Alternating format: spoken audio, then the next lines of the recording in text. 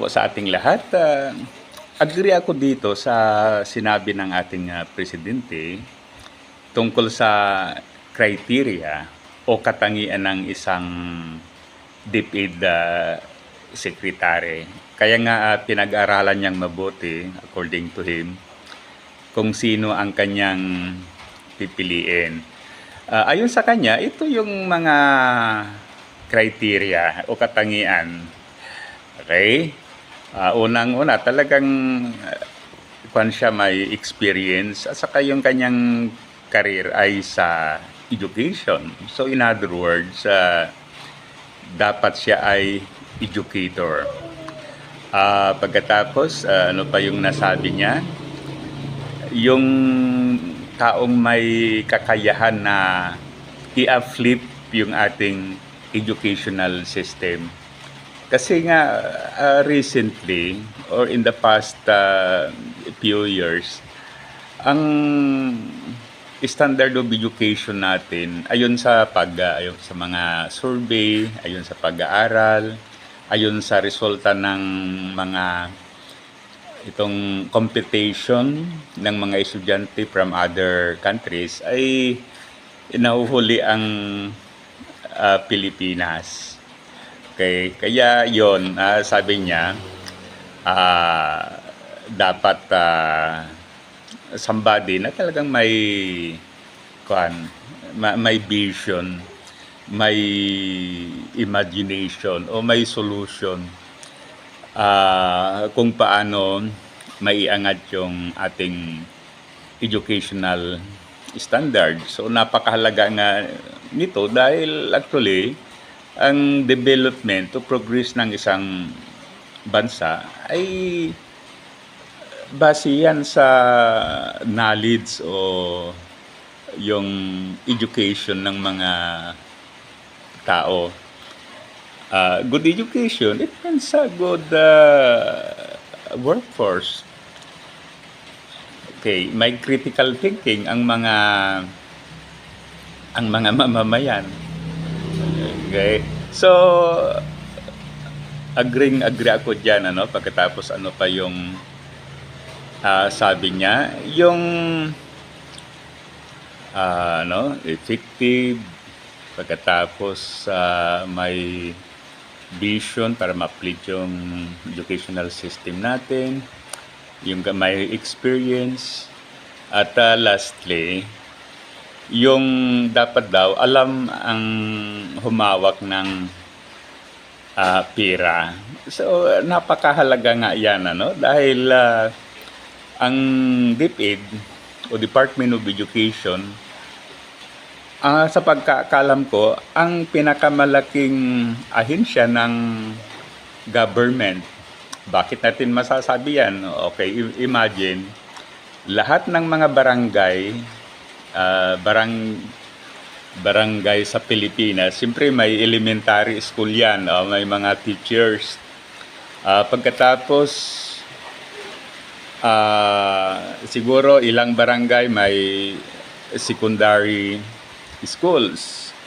Okay, so in other words, kahit saang sulok ng Pilipinas may Department of Education. Samantalang yung mga ibang ahensya, siyempre hindi sila as marami compared to teachers at saka educational staff natin so agree ako kasi nga galing tayo sa Department of Education. So yan kaya dapat ang DepEd Secretary ay alam niya yung mai-prioritize yung mga fundings kasi nga kahit anong daming fundings na yan, then dapat gamitin yan based on importance ng project or gastusin. Okay? At talagang hanggang ngayon maliwanag na kulang pa tayo sa classroom, kulang pa tayo sa mga infrastructure, kulang pa tayo sa mga teachers at iba pa, ano. So dapat ang DepEd secretary kanya yan, ano, maikamada niya in such a way na ah, swak sa lahat. Okay? Kaya yan, dapat effective fiscal manager yung DepEd secretary. Okay? Wala tayong masasabi dyan sa kung ano, sa yung nag-resign na DepEd secretary. Pero yan, hindi natin siya sinisiraan. But then, siyempre, concerned din tayo sa Department of Education dahil retired teacher nga tayo. Kaya yan, ano. Ngayon, may idea ako dyan, ano. Ito yung nakikita ko lagi.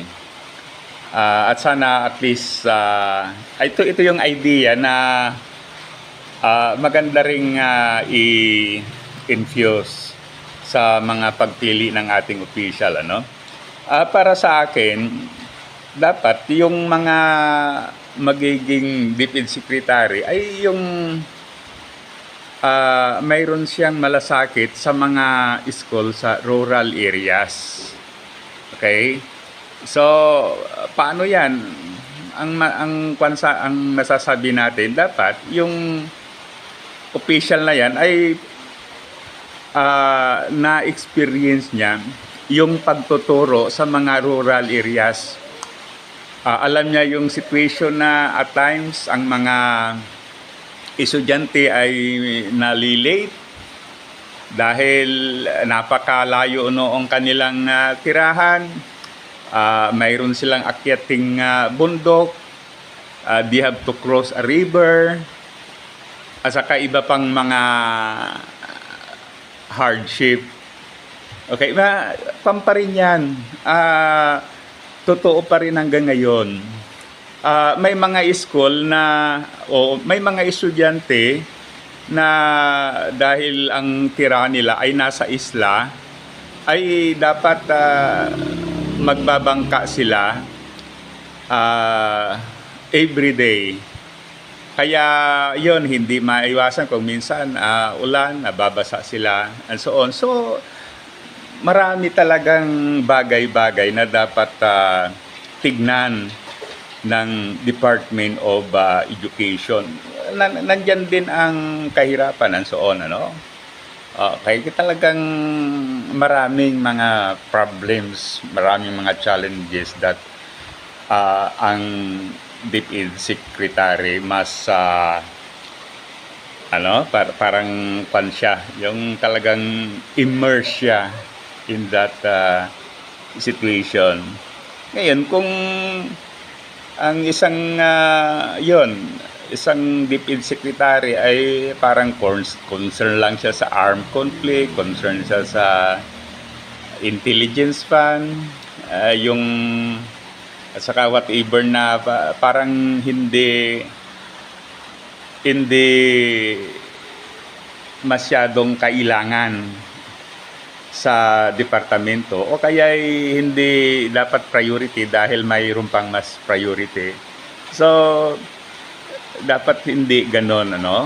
Kaya sabi ko, ang proposal ko, yung somebody na naranasan niya yung magturo sa mga rural areas, sa mga hard post school, para mayroon siyang idea. Hindi yung halimbawa galing siya ng lungsod dahil nga magaling, nabigyan ng scholarship, nag-aral sa Amerika, pagkatapos balik niya sa siyempre promoted yan, then later on magiging DepEd secretary. Sa palagay ko, hindi masyadong effective while kasi yung kanya, yung ideas niya bisa United States kung saan siya galing. Diba? Nag-graduate siya ng PhD sa Harvard o Cambridge, so on. So, hindi swak na swak sa situation dito sa Pilipinas. So, yun lang ang natin, ano? Yung mga the rest, okay yun. Okay yun. This is just additional. Pipili ng isang DepEd Secretary na naranasan niyang magturo dito sa mga rural areas. So, that's all. Muli, thank you. Sana i-like at saka subscribe sa ating YouTube channel. Mabuhay tayo mga